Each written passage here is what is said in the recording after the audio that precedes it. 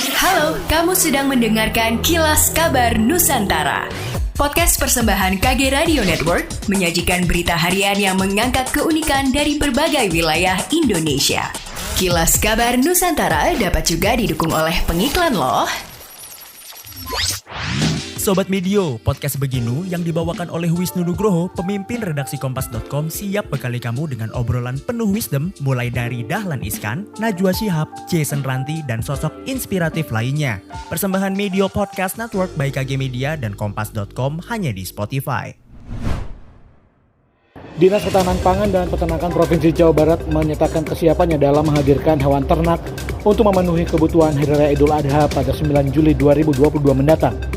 Meski saat ini banyak hewan ternak di Jabar yang terkena virus penyakit mulut dan kuku atau PMK.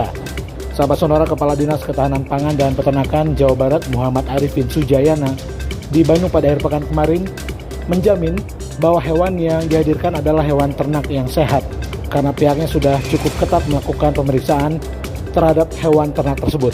Arifin mengaku pihaknya sudah melakukan pertemuan dengan para peternak untuk mengetahui stok dan kesehatan hewan yang akan disiapkan untuk Idul Kurban nanti. Sahabat Sonora, Arifin juga memaparkan secara populasi jumlah hewan yang tertular tersebut tidak signifikan. Meski jumlah kabupaten kota di Jawa Barat yang tertular oleh PMK ini sebanyak 20 kabupaten kota.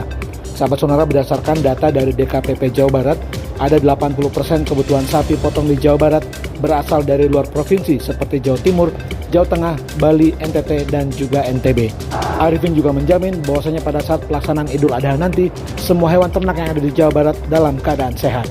Kapal motor KM Ladang Pertiwi 02 yang membawa 42 orang penumpang termasuk ABK dilaporkan tenggelam sekitar 10 nautical mil atau NM di perairan Selat Makassar pada Kamis siang 26 Mei 2022.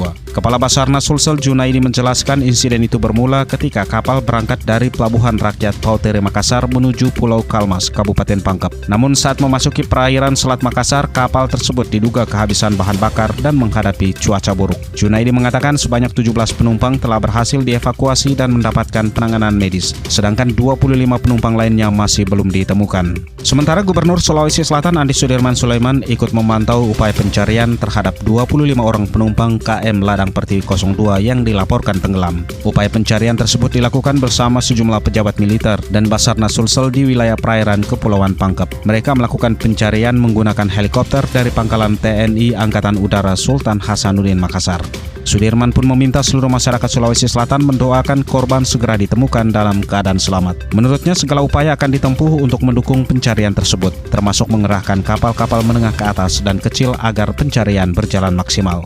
Gubernur Jawa Timur Kofifa Indar Parawansa mengklaim bahwa sejak 25 Mei lalu telah terjadi penurunan harga rata-rata minyak goreng atau migor curah Jawa Timur sebesar Rp2.879 atau 14,66%. Klaim penurunan itu disampaikan Gubernur usai melakukan monitoring stok dan posisi migor, terutama migor curah yang harganya mulai menurun, bahkan ada yang menjual dengan harga sesuai HET Rp15.500 per kilogram seperti yang Kofifa jumpai saat sidak di Pasar Soponyono Rungkut, Surabaya. Gubernur menegaskan bahwa posisi harga migor curah mengalami penurunan yang semula harganya pernah mencapai Rp20.000 per kilogram. Pada 25 Mei terkonfirmasi sudah ada yang sesuai HET senilai Rp15.500 per kilogram.